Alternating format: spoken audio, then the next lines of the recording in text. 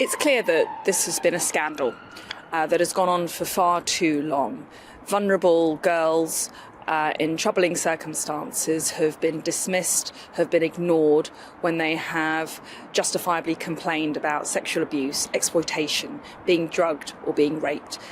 And there has been a failure on the part of state agencies, social workers, teachers, the police, to take seriously those concerns. It's on the back of this challenge and real problem, which is ingrained in some of our institutions, that the Prime Minister and I have now announced a series of package which take us forward, which will ensure that there's now a mandatory duty on child safeguarding professionals to report when they have concerns about exploitation or vulnerabilities. I think that will make a big difference in the action that will be incumbent on professionals to take. We saw in Rotherham and in Rochdale, in those scandals, that government officials and police officers were not prosecuted, despite reports proving that they knew what was going on. Do you hope that with your reforms, and with mandatory reporting in particular, that an ethos and a culture of accountability will be introduced? Yes, I think that imposing a duty on professionals will lead to a culture change, will lead to professional change. Ultimately, silence enabled this abuse, silence on the part of professionals, fear of being called racist, fear about cultural sensitivities, fear about inflaming cohesion in communities.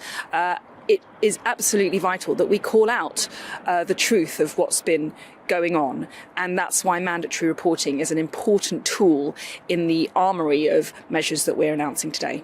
Yesterday, when you spoke about your incoming list of reforms, you said that, I think correctly, that British Pakistanis are disproportionately overrepresented in this kind of child abuse, with one Labour politician describing this commentary as dog whistle politics. What do you make of this?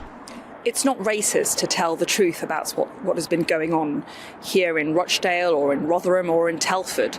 Local reviews and reports have confirmed that the grooming gangs scandal that has gone on here has been perpetrated by largely British Pakistani men. Now, it's important not to demonise a whole community, and the vast majority of British Pakistanis are law-abiding and straightforward people. But it is also clear to say that in these towns, and I've met victims today who've confirmed as much, bearing out their own experience, that there have been cultural trends in the practices that we've seen, and authorities and professionals have turned a blind eye out of fear of being called racist. Political correctness can no longer be an obstacle to taking action.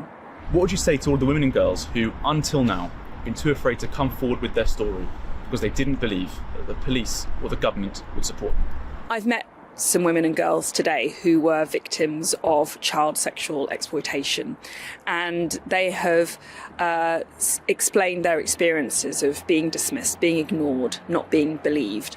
I urge victims to have confidence in the police, in the authorities. We are leading a step change. The measures that we're announcing today, whether it's mandatory reporting, whether it's a new task force, bringing together specialist police agencies and expertise to crack down on this practice in communities, or whether it's greater data, or whether it's toughened up sentences, represents a real step forward in supporting victims. This government is on the side of victims, and I urge them to come forward. That's how we'll secure justice for them.